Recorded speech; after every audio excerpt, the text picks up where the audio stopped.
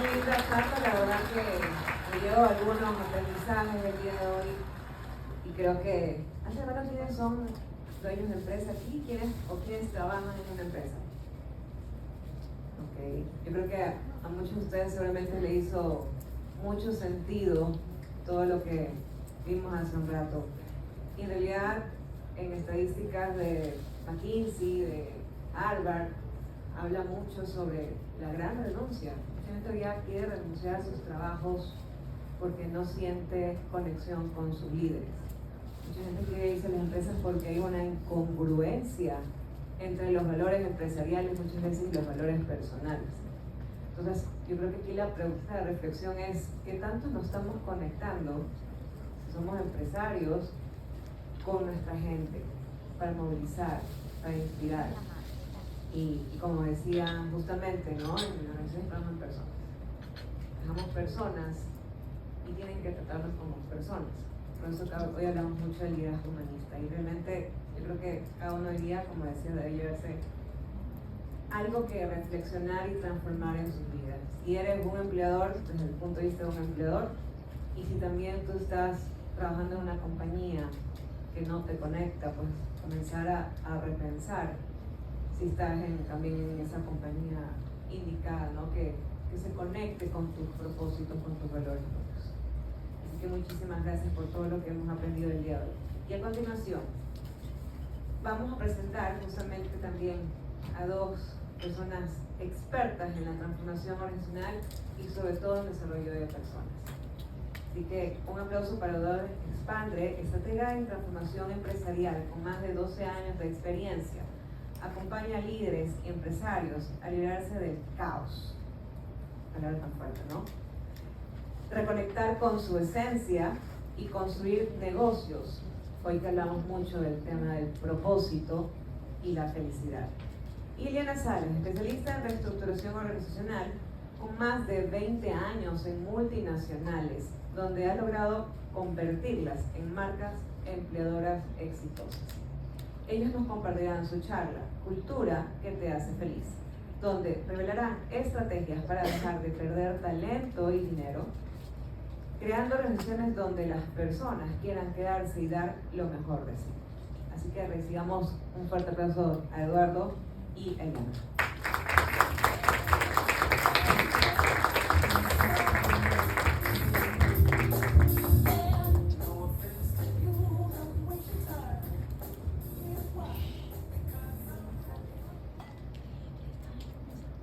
Hoy en día, ¿qué te hace feliz? ¿Qué realmente te hace sentir feliz?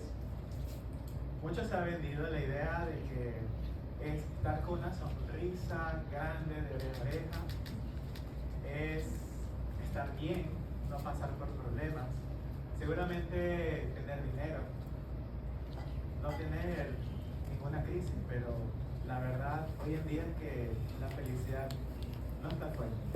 La felicidad está principalmente dentro de nosotros. Es algo que se construye cada día. Es algo que nosotros tenemos la forma de trabajar directamente en ello, entender claramente, conocernos a niveles de profundidad, de tal forma de entender qué nos quita la paz, qué realmente es lo que no me permite ser en esencia y sobre todo cómo poder trabajar para remover esas barreras que nos impiden llegar a lo que queremos y sobre todas las cosas alcanzar esa satisfacción y esa plenitud a nivel personal.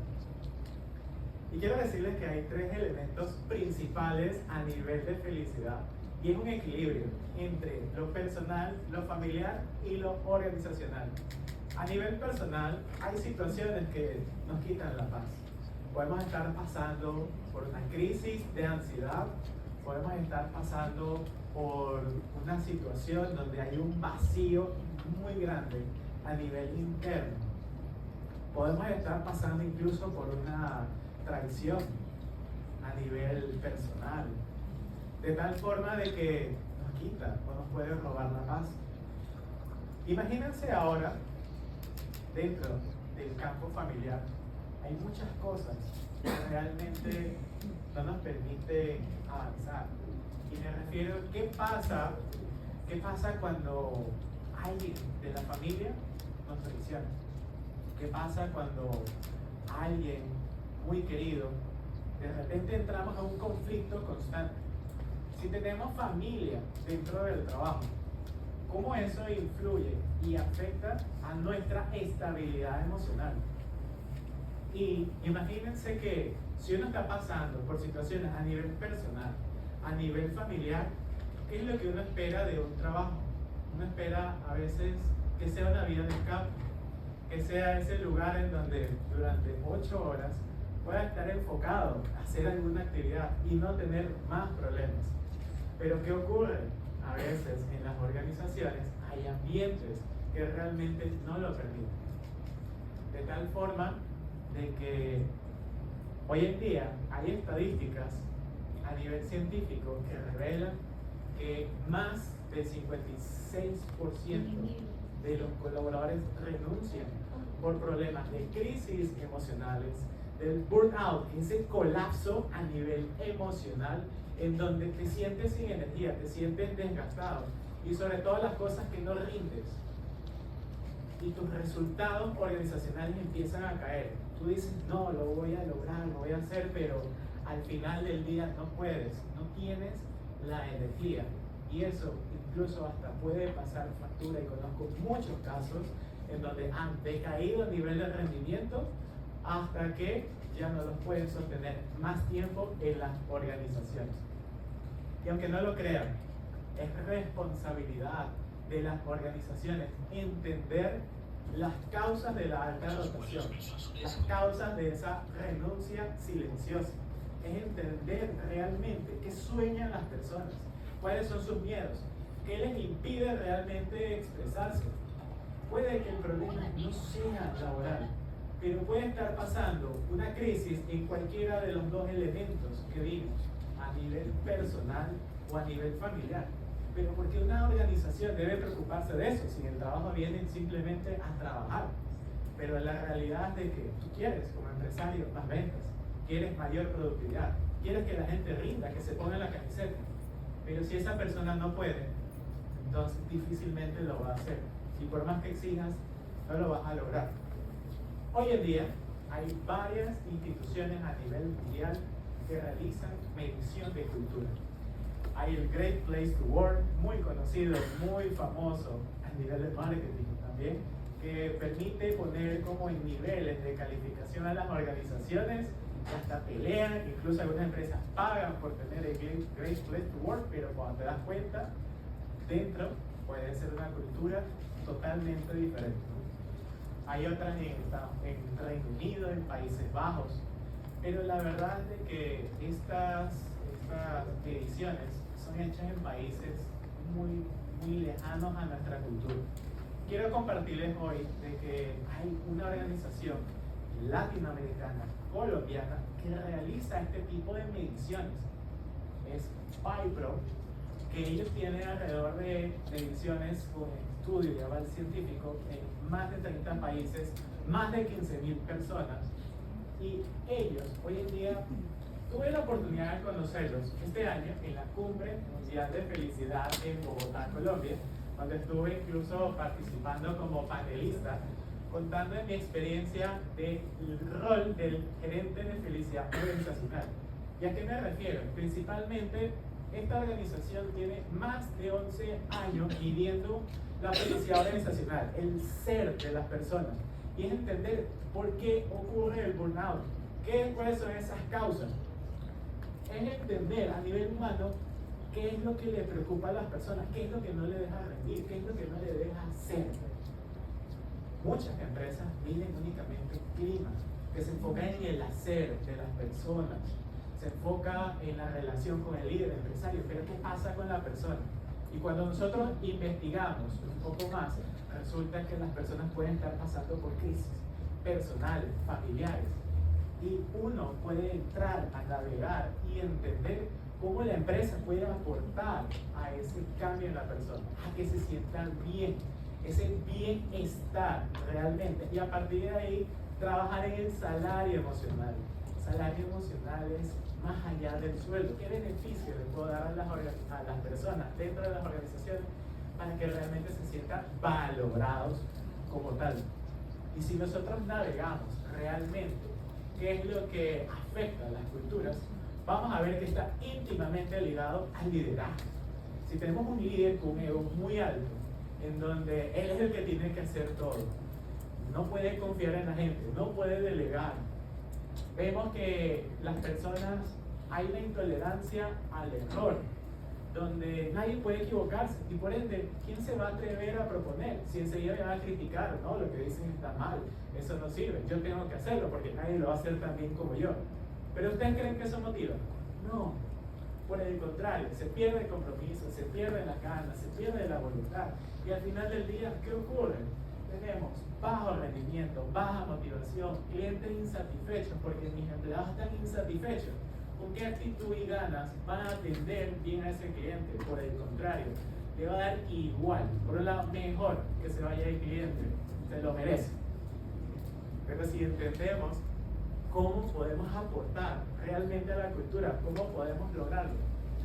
Y hoy quiero traer a ustedes los 5 pilares de felicidad organizacional. Y esto está mezclado con mi experiencia personal.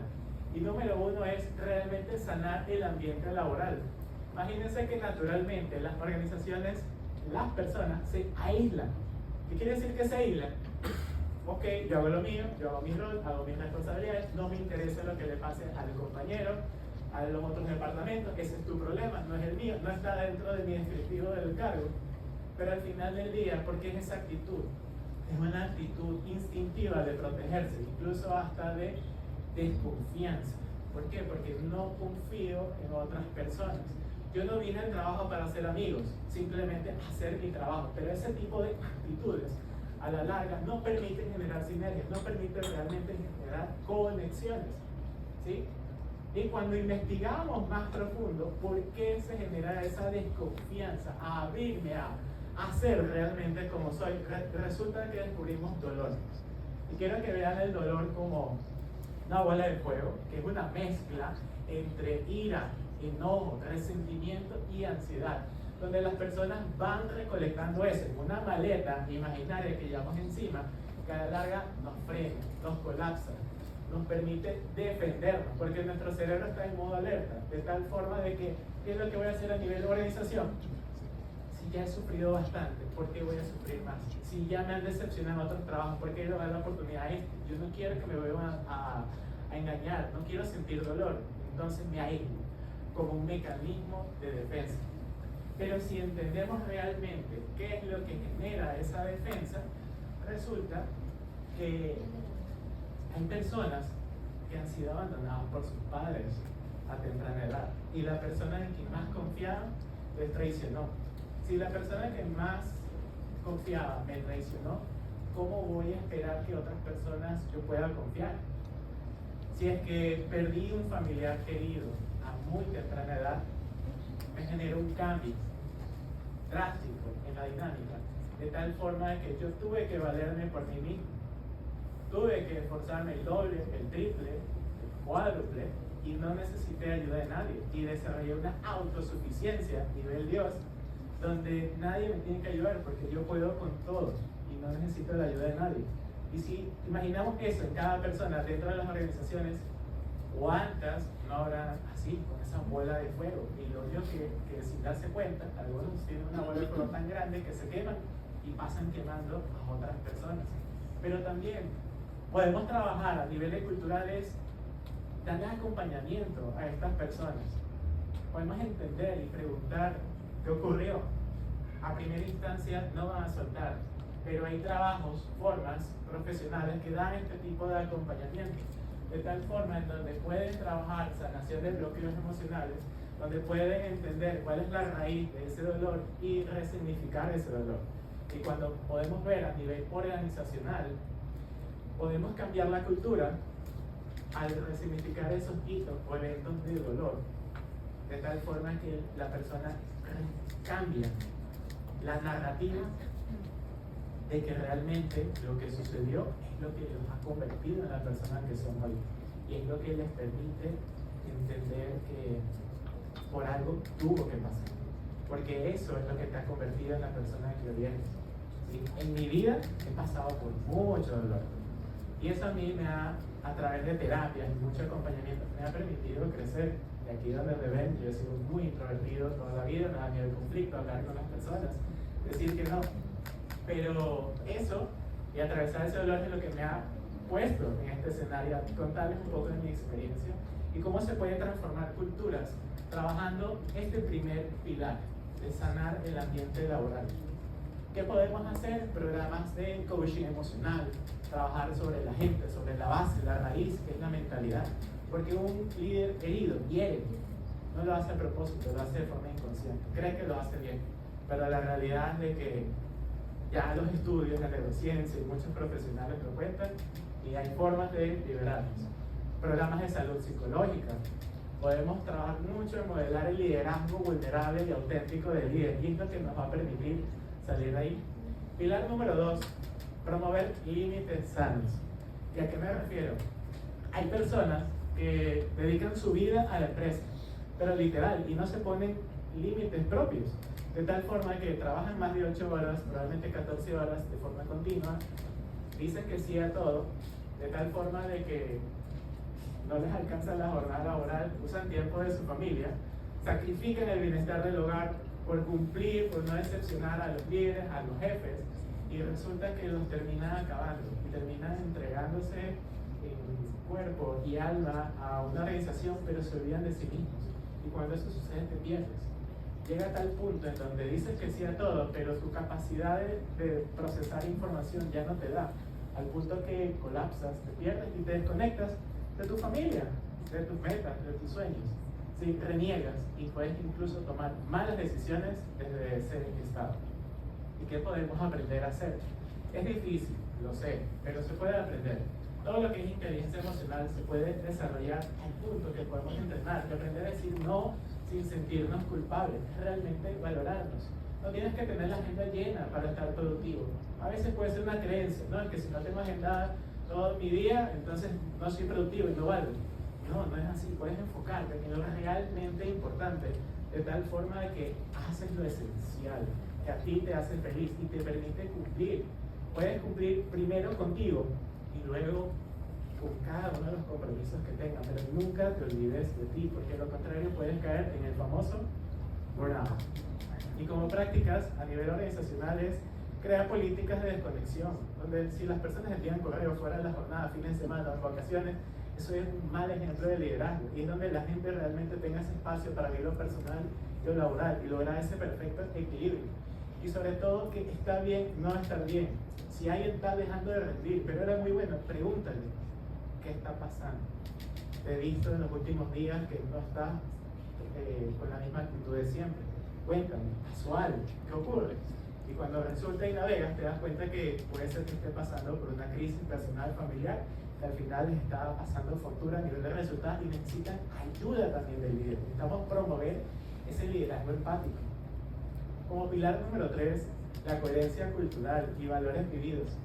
Yo trabajaba en organizaciones donde dicen que la confianza es el valor principal de toda la empresa, pero cuando navegas la cultura, resulta que todo el mundo desconfía de los jefes del equipo, entre los mismos jefes, entre los colegas, entre los compañeros, y al final del día, eso se traslada al cliente.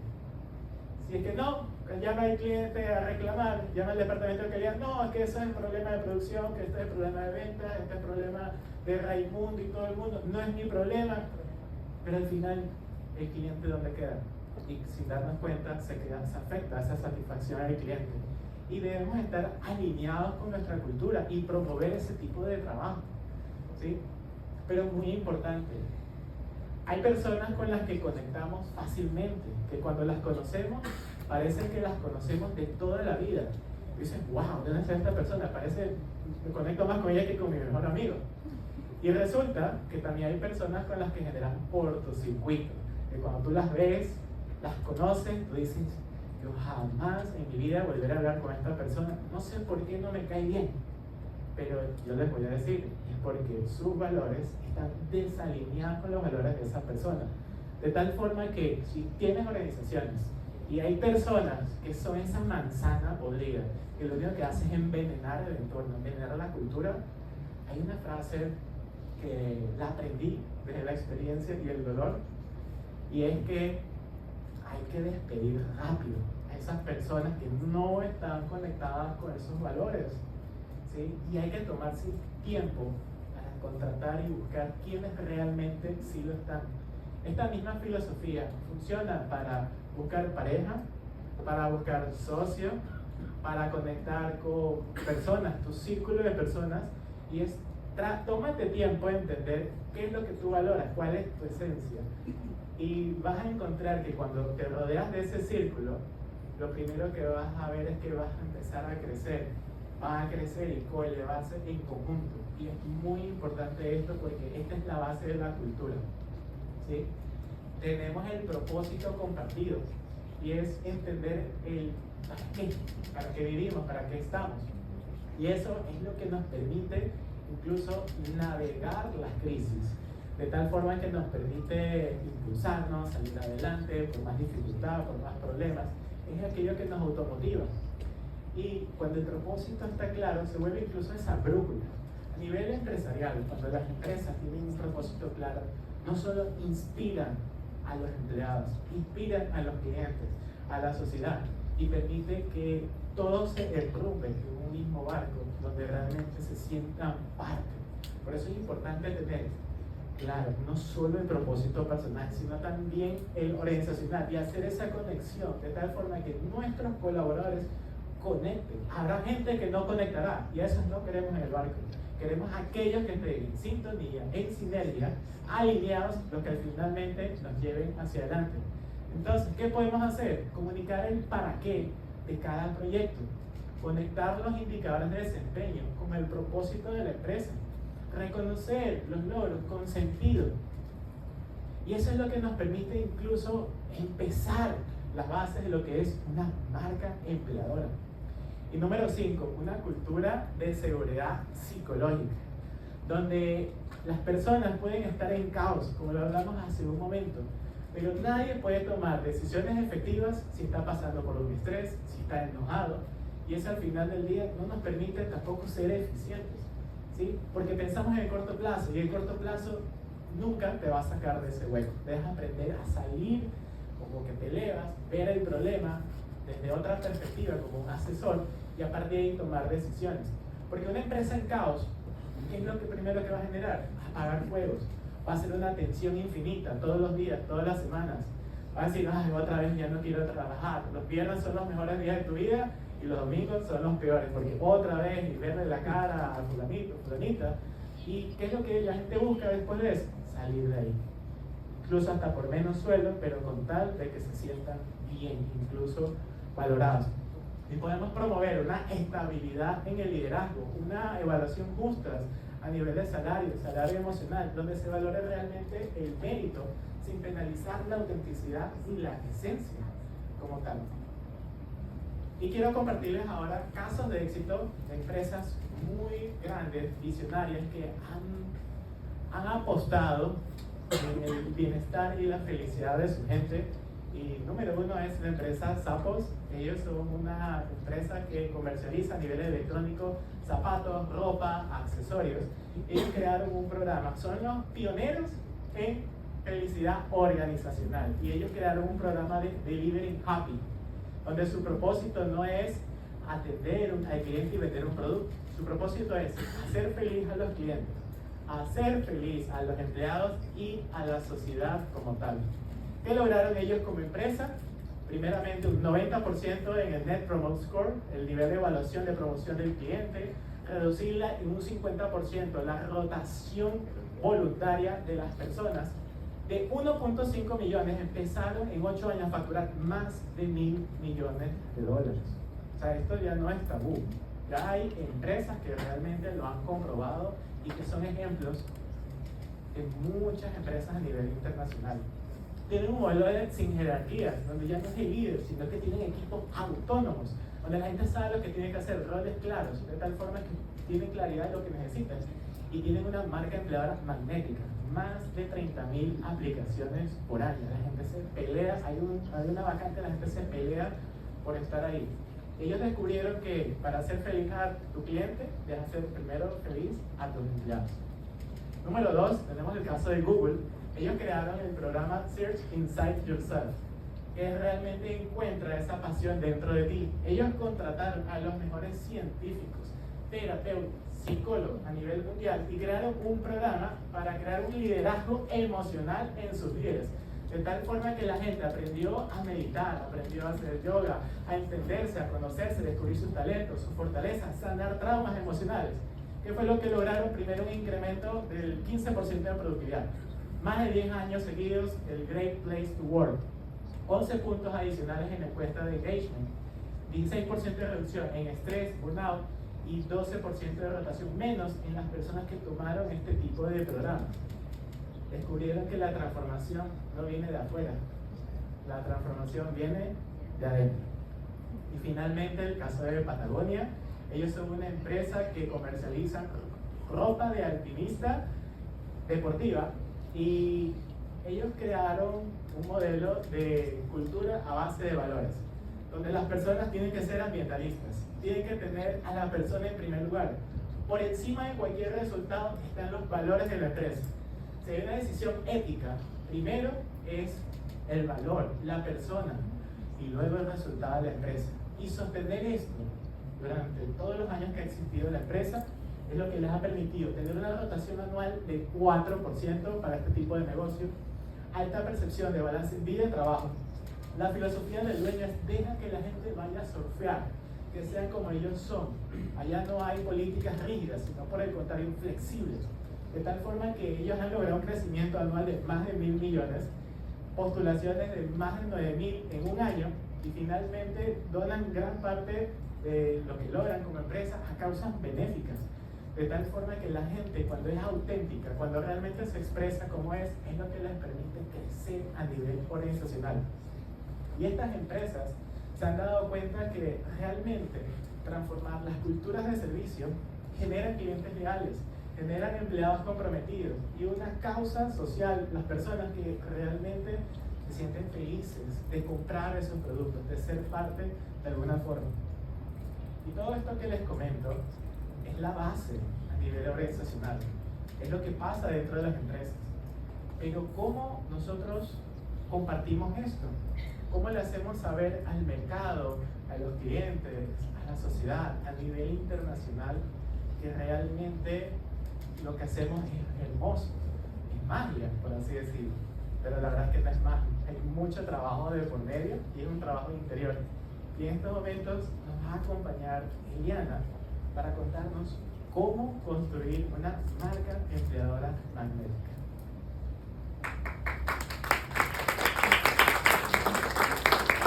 Hola, hola. ¿Qué tal todos? ¿Cómo están? Animadas con la música, ¿verdad? Ok. Primero voy a empezar yo con una pregunta. ¿Cuántas personas aquí trabajan en recursos humanos, en los departamentos de recursos humanos? ¿Cuántas? No tengo miedo, alza la mano. Bien, así. Ok. ¿Cuántas personas aquí son líderes o gerentes de negocio o entienden, digamos, que el negocio de manera más general? Ok, perfecto. Entonces yo les voy a hacer una pregunta. ¿Has escuchado hablar de la frase marca empleadora? Dice que se ha escuchado, pero no la entendió. Me voy a ir para acá. Aquí había alguien que trabajaba en recursos humanos. Acá. ¿Has escuchado hablar de marca empleadora? No, pero no sé si el criterio que tengo está bien. Marca empleadora, no sé si se puede referir a que nosotros estamos buscando chicos que puedan transmitir lo que nuestra marca está ofreciendo. Y no solamente la marca, sino lo que nosotros somos. Por ejemplo, Donkey, nosotros también, aparte de las donas, nos caracterizamos bastante por ese trato hacia el cliente. Los chicos que nosotros tenemos siempre están capacitándose para mejorarse ellos mismos y poder transmitir esa alegría al cliente. No sé si está bien. Está perfecto. Nos habla de adentro hacia afuera, ¿verdad? por acá, ¿qué me puedes compartir cuando lideras y cuando eres pues, gerente empresarial? ¿Qué sabes de marca empleadora? Ojo, no a nivel de la definición de recursos humanos, sino a nivel corporativo. Bueno, pues yo doy un vivo ejemplo. Nosotros tomamos siempre una referencia que es Nestlé. Nestlé siempre se lleva casi todos los premios a nivel no solo de talento humano, sino también lo que ellos pueden transmitir desde el liderazgo con su gente. Se preocupa mucho cómo puede cada uno de sus colaboradores crecer y tener un emprendimiento adicional a su actividad laboral. El ser más humano con tu colaborador, y a mí me ha funcionado muchísimo, compromete mucho más al colaborador. Se siente parte de la organización, no solo se ve como un número más, sino que ama lo que hace, y cuando tú amas lo que haces, tienes unos resultados increíbles. Y eso nosotros lo vemos en el cumplimiento de metas día a día. Y es verdad, nada nos cuesta un reconocimiento del personal cuando hace algo bueno, o si se equivoca, no es regañarlo, sino es cómo lo puedo ayudar, cómo lo aconsejo y darle a entender o que comprenda en qué se equivocó y ayudarlos, a nunca dejarlo solo. Porque el regañar a un colaborador cuando se equivoca, lo único que consigue es un tema de fastidio, un tema, lo que nos explicaba justamente su compañera anterior, quiero renunciar, ya no quiero estar aquí, no me siento parte de eso, es lo que te puedo indicar. Perfecto. Entonces, si hemos escuchado estas definiciones, voy a hacer un resumen súper cortito en donde les voy a indicar que la marca empleadora es precisamente ese reflejo que tengo en el exterior del trabajo que hago al interior de mi empresa, ¿sí? Yo aquí voy a traerles el desarrollo de este tema. Realmente es un tema que a mí me apasiona mucho.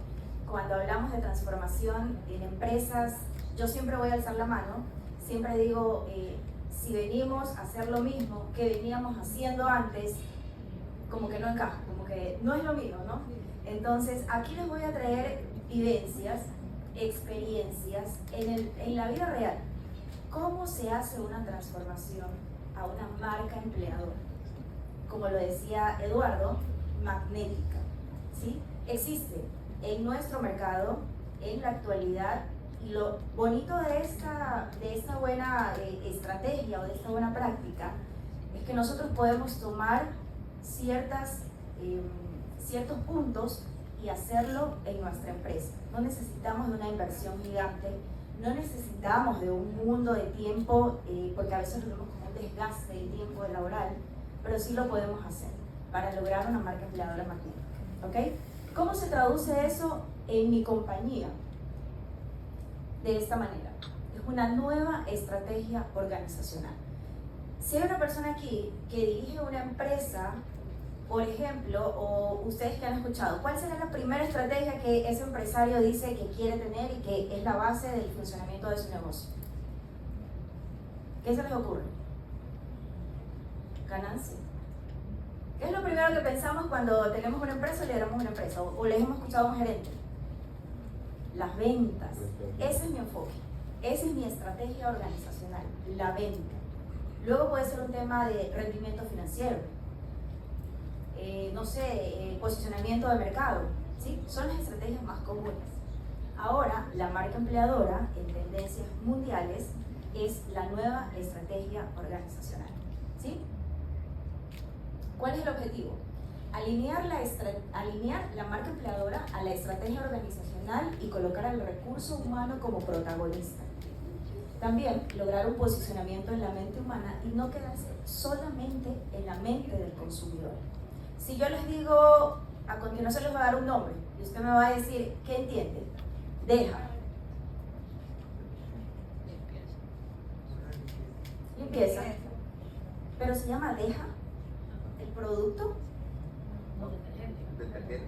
El producto se llama detergente. ¿Qué va a pedir a la tienda cuando usted va por un detergente, por ejemplo?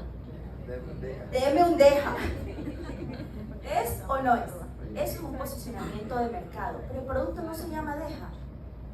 El producto se llama detergente, pero la marca ha trabajado tan bien en un posicionamiento que la gente o el consumidor, ¿qué hace? deme un deja a mi vecina de la tienda. ¿Sí? Voy al supermercado y compro un deja. No, estoy comprando un Ciclón, la marca que sea. Ese posicionamiento ya es posible a nivel de una marca empleadora, más no solo como una marca comercial. ¿Sí? Vamos a ver unas buenas prácticas, vamos a ver ejemplos en la vida real. Ok, yo les traigo 6 pilares fundamentales de lo que he recogido en mis años de experiencia de cómo podemos desarrollar una marca empleadora.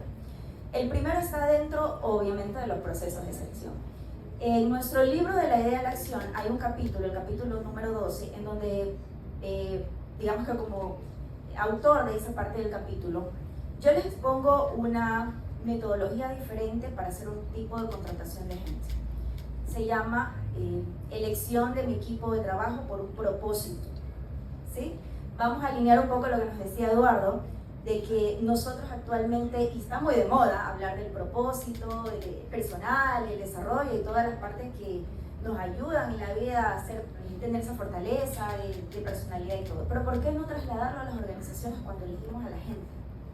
Hacer procesos de selección con un propósito alineado a valores, cultura, a lo que yo aspiro y a lo que como dueño de una empresa, por ejemplo, tengo como propósito, también debe estar alineado a lo que la gente que viene a trabajar en mi empresa quiere tener. Esa es la alineación de mi propósito. ¿Sí? ¿Cómo se alinea con valores? ¿Cómo se alinea con cultura? No es elegir por elegir. Ojo, traten de implementar una selección por propósito. Eso está en nuestro libro, pero ahí está más desarrollado. Siguiente, crear una experiencia del empleado. Cuando yo escucho experiencia del empleado, ¿qué me imagino?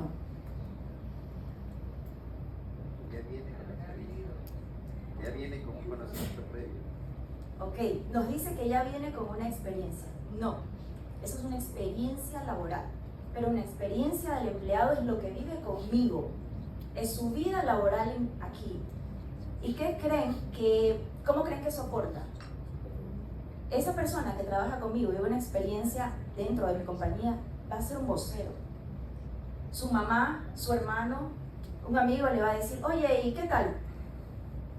No, lo que pasa es que ahí no entiendo, nadie me dio una inducción, nadie me dio una... o el personal no me recibió bien. O puede decir, no, ¿sabes qué?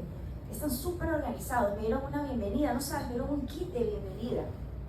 Es diferente. Y esa voz hacia afuera es lo que hace la diferencia de mi compañía. Siguiente, gestión del desempeño. Para los que de pronto no todos trabajamos en recursos humanos, son términos un poco más enfocados a esa área, pero yo les voy aquí a detallar un poco cómo se entiende y cómo lo podemos llevar a la práctica, ¿no? Entonces la gestión del desempeño la he puesto aquí porque es importante que mientras viva el trabajador o tenga su vida laboral, nosotros hagamos gestión con la gente. No es solo dejarlo en un puesto de trabajo, aquí está el manual, haga sus cosas, no, tenemos que gestionar a la gente, es súper importante, porque eso habla mucho de cómo como compañía yo construyo una experiencia grata del trabajador. Otro pilar que les traigo y donde podemos trabajar para construir una marca empleadora es la representación organizacional. ¿A qué me refiero con esto? Toda la parte de relaciones públicas, de la participación que yo pueda hacer hacia el exterior, también me ayuda a crear una marca. Es más o menos como hacerse famoso. Yo hago estas prácticas, por ejemplo, como empresa implemento estas herramientas, etc. Pero necesito hacer representación. Si no, nadie me conoce. No, por ejemplo, a través de redes sociales. Ya ahorita ya el boom de las redes sociales y la tecnología nos ayuda a hacer un posicionamiento de marca empleadora también. ¿Sí? Salario emocional. Todos ya sabemos lo que es un salario emocional. Es ese complemento al salario fijo y beneficios de ley que las personas tienen, pero hay que trabajarlo. ¿Sí? También ayuda a construir un posicionamiento de marca empleadora. Responsabilidad social. A veces creemos que esta palabra es meramente como un aporte a la comunidad y ahí queda. No. Trabajar en temas de responsabilidad social con los trabajadores, hacer prácticas de cómo implementar proyectos sociales con la gente, también difunde y ayuda a fortalecer una marca empleadora. ¿Sí? Vamos a ver cómo, les voy a dar unos tips, unas ideas de lo que ustedes pueden desarrollar en cada punto. Por ejemplo, en su proceso de selección puede hacer promoción de la marca, transparentar las condiciones laborales respecto a la empresa en la que está aspirando y lograr generar un interés. ¿Sí? Eso es de entrada. Acuérdense que el ciclo de vida de un trabajador no empieza cuando lo contrata, empieza cuando el candidato aspira a ser contratado. Entonces yo prácticamente le tengo que vender el proceso de selección. ¿Sí? Una vez me acuerdo que contrataba a un gerente de ventas. Él es el experto en ventas, no yo. Pero al momento de contratarlo me dijo, oye, ¿sabes qué? ¿Tú no eres vendedora? Le digo, no. Yo te puedo ofrecer y vender mi proceso de selección y vendo mi compañía a través de un proceso. Pero yo no soy vendedora. Pero hoy hubo un clic ahí, donde él me dice, no, ¿sabes qué? Me encanta. Lo explicas bien, está transparentado, entiendo las condiciones. No sabía de la compañía, pero me lo has hecho saber, así que quiero ser parte. Pero es ayudar a transparentar el proceso. En el siguiente paso, sobre experiencia del empleado, les recomiendo pensar en, ojo, no tenemos que hacer planes, proyectos gigantes de inversión gigante, pero yo les puedo recomendar hacer un buen proceso de onboarding. Ya la bienvenida del trabajador es historia. El primer día es historia. Si queremos hacer diferenciación y tener una marca, tenemos que elaborar un programa de onboarding. Esto incluye, les voy a traer una experiencia adicional. Cuando fue la época de pandemia, ¿cómo hago un onboarding en la época de pandemia? Si estaba en su casa, no nos vimos. Personalmente, no, bueno, ventajosamente, donde estaba trabajando no trabajamos 2 años, físicamente o presencialmente. Pero hubo un proceso de onboarding. Sí, puede ser una entrevista, pero ¿cómo le das una bienvenida? Bueno, eso lo hicimos que estaba trabajando. En realidad yo siempre digo que cuando hay creatividad se abren muchas cosas, y lo que hacíamos para poder recibir a los colaboradores, se diseñaba un Zoom, se diseñaba una bienvenida con el jefe, se hacían carteles, le decíamos a estos niños, la verdad que bueno, ahorita no hay mucho contacto por el tema de la pandemia, sin embargo quiero que te sientas acogido, que puedes llamarme en cualquier momento, porque se está toda una red de cosas, ¿no? En función del puesto, con quienes tienen esta relación, porque la idea es hacerlo sentir acogido. Una persona que recién entra en una compañía pues está desorientada, entonces ahí se diseñó algo que le llaman el pre-partner, ¿no? Entonces ese pre-partner, pues que era el partner de la posición, la misma posición, el mejor representante de ese rol, lo ayudaba, estaba contactando contigo, estás entendiendo, si puedo cualquier cosa, me ayudas, me escribes, no sientas penas en escribirme. Entonces se diseñó todo un proceso justamente de acompañamiento para que el colaborador no se sienta solo en realidad. Excelente, esa es la parte virtual. Y la parte física, ¿cómo la hago en pandemia? Les traigo una práctica. Todos sabemos que cuando queremos llegar a una empresa y somos nuevos, generalmente nos dan un kit de bienvenida, ¿no? Bueno, pues el mensajero de mi empresa se volvió famoso. Fue a repartir el kit de bienvenida físicamente, casa por casa. Hubo una coordinación en precisamente hacer, por ejemplo, la reunión por Zoom y la bienvenida. Pero esa persona, cuando te envían la foto, recibiendo, por ejemplo, su kit de bienvenida, su computador, sus herramientas, toda la explicación de conexión, con una cartita en donde te dice, mira, este es tu usuario, esta es tu clave, tienes que conectarte aquí, este es tu jefe, las fotitos y todo lo demás, recibió una súper buena retroalimentación y me dijo, aunque estamos en pandemia, me sentí bien recibido, pero no hubo una desconexión. Él se sintió bien tratado y él se sintió muy bienvenido, porque como bien lo dice aquí nuestra compañera, es tratar de meterle creatividad para poder desarrollar técnicas y herramientas que nos ayuden a construir esta marca empleadora. Entonces, voy a ir un poco más rápido. Gestión de personas, offboarding es este proceso de salida. A veces despedimos a alguien y no nos acordamos de todo el entorno que eso se genera. La parte más dura siempre va a ser despedir a alguien, o sacar o anunciar, ¿sí? Pero ¿qué pasa más allá? El tratamiento de la persona. Por ejemplo, hablábamos de liderazgo. También puede haber un liderazgo humano dentro de un proceso de salida. Ahora, actualmente hay compañías que incluso invierten en un servicio que se llama outplacement. Y esto hace que haya una reubicación laboral y un asesoramiento después de. ¿Por qué? Porque cuando pensamos en este ser humano que es el trabajador, pueden haber necesidades más allá de no solamente el tiempo del contrato. A eso se refiere con un proceso de offboarding. Le doy on y le doy off, ¿sí? Seguimos. En gestión de desempeño es importante, asimismo, hacer programas de feedback en donde resulten en reconocimiento. A veces nos quedamos solamente en hacer una retroalimentación. Lo hiciste bien, lo hiciste mal, ok. Pero quien lo hizo bien puede ser reconocido, ¿sí? Podemos hacer promociones de cargos de acuerdo a un programa de feedback bien establecido. Al final del día, crear programas de feedback hace que haya una cultura más establecida y tenga muchas más bases en donde la gente sepa que lo van a evaluar, en qué tiempo lo van a evaluar y asimismo en qué resulta esa evaluación, ¿sí?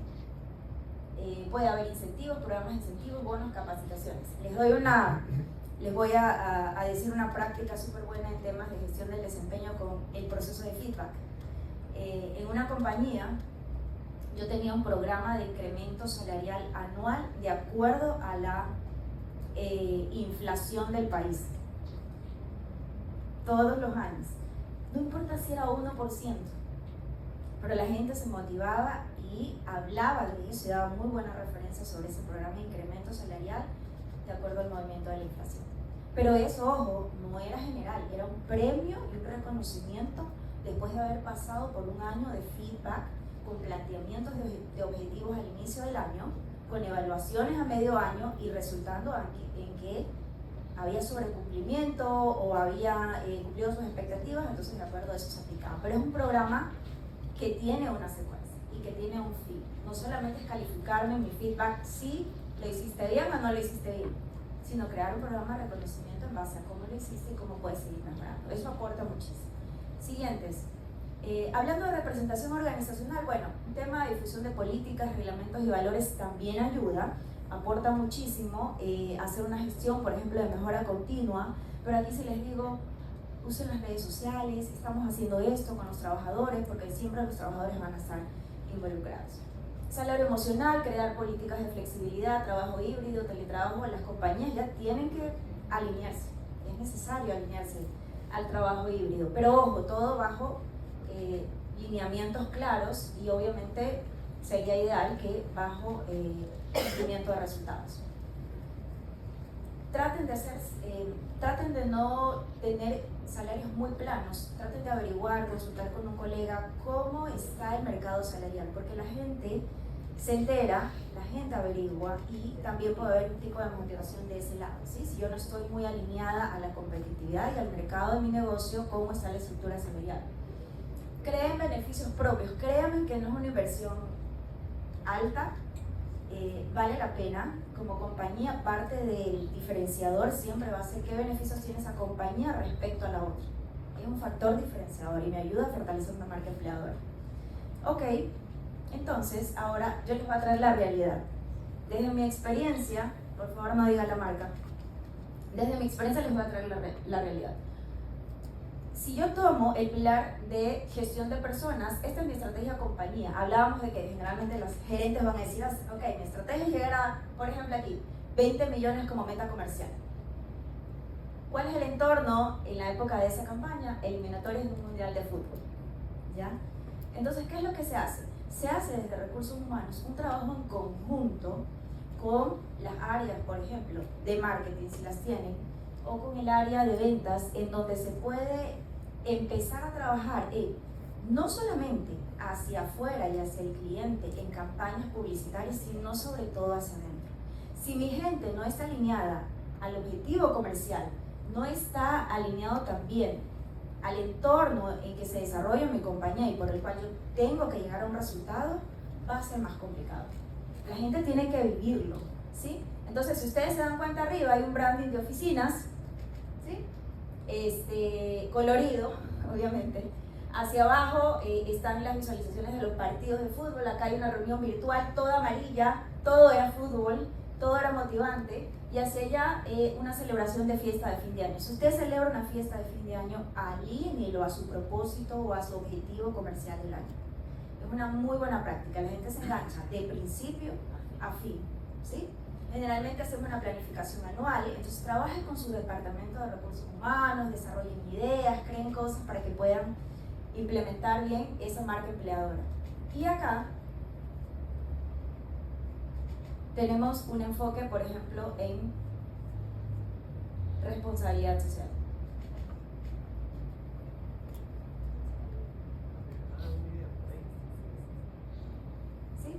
Les voy a traer un videito súper, es corto. Aquí está nuestra estrategia de responsabilidad social, el entorno de contaminación de los ríos de Cuenca, alineado también a una presencia de marca empleador.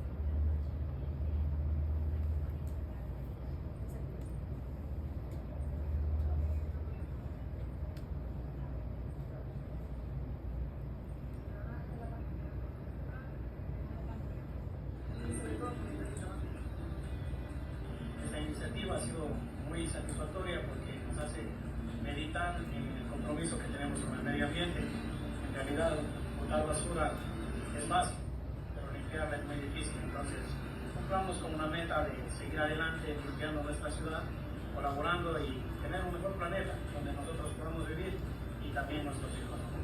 Esa persona que está ahí, en medio de 50 personas voluntarias para un programa de voluntariado en Cuenca, era un obrero de la planta. Nunca nos imaginamos que iba a tener el mejor discurso sobre la participación de desarrollo de responsabilidad social. Y él fue el más relevante, de hecho, de la campaña. Entonces ahí empiezas tú a ver cómo la gente se involucra, quiere participar. Él tuvo un obstáculo personal con el uniforme, lo solucionó. Se buscó una costurera, lo arregló, no sé, y llegó y participó increíblemente. A verse en su casa, pues ahí se ponen a limpiar la casa y van a limpiar un río. Son cosas motivantes y la gente, si ustedes los involucran, lo hace con todo el gusto, haciendo una campaña muy buena de responsabilidad social. A continuación les traigo esta reflexión. ¿Qué estamos haciendo como CEOs, líderes de recursos humanos o dueños de empresas para desarrollar buenas prácticas de felicidad organizacional? La marca empleadora es la puesta en práctica, ya en hechos, de cómo genero felicidad al momento de involucrar a la gente. Siguiente reflexión, estamos realizando transformación en la mentalidad de los miembros de los equipos de trabajo que refleje una cultura de felicidad de nuestra marca en el mercado. No necesitamos ser una gran compañía, pero sí necesitamos tener un elemento diferenciador y trabajar en nuestra marca empleadora.